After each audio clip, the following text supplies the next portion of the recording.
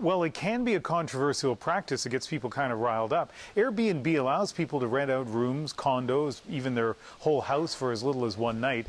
Now, critics say that's creating a housing shortage in this city because units that used to be offered to long-term renters are now being used for Airbnb instead.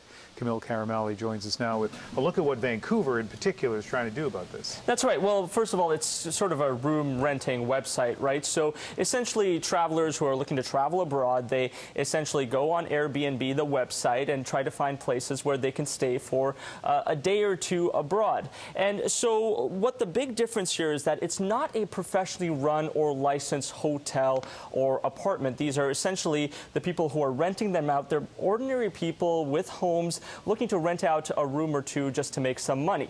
That's why it's so controversial, because it's unregulated. And people who are upset about this, they say, look, a lot of the times people who even live in those, people who rent out those homes don't even live in those apartments. In fact, they're actually using their homes just strictly as Airbnbs. So that has cities around the world and around Canada trying to figure out how, in fact, to regulate this. And especially here in Vancouver, where there's a housing crisis and the rental rate is below 1%. So Vancouver is sort of the epicenter here in Canada. And that also has some people saying that all of these Airbnbs are really taking a major hit in Vancouver's rental stock. So homeowners are turning their homes and apartments into Airbnbs instead of renting them out long term. So a lot of people are taking issue with that. And so last night at Vancouver City Council, that was brought up. They had a long discussion about it. They heard from several different Vancouverites, many of whom were against the idea of Airbnbs. And, you know, there was one woman who spoke to council saying, look, she, in her apartment building, sees about 10 units out of the 60 units being rented out as Airbnbs, and now she's worried about her safety. He's giving out our building keys to complete strangers, and they have full access to all areas of our building. The building's not set up as a hotel facility. It doesn't have sprinklers for fires. It doesn't have insurance in case something happens. So basically, this business person's barged in and just opened business.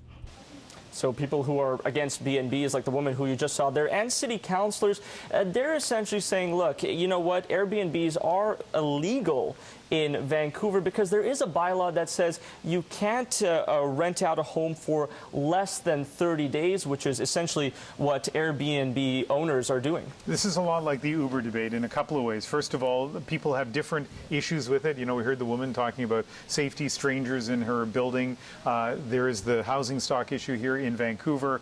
And like Uber, there are rules, but they're not necessarily enforced. So what's Vancouver thinking of doing? Well, that's a good comparison. And, you know, first of all, Vancouver City Council, they defended themselves last night saying, look, even though there is a bylaw in place, it's very difficult to enforce because you can't really just go knocking on people's doors to check. So first of all, they defended themselves. Second of all, they approved a motion that would have City Council look at how to control short-term housing services like Airbnb because they're very concerned about, first of all, how much it's taking away from Vancouver's rental stock.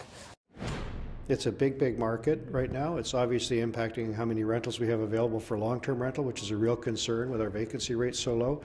So I think you probably see a combination of some kind of regulation. Obviously, we do cost recovery, and we're hoping that we can get cooperation from the listing services to do that.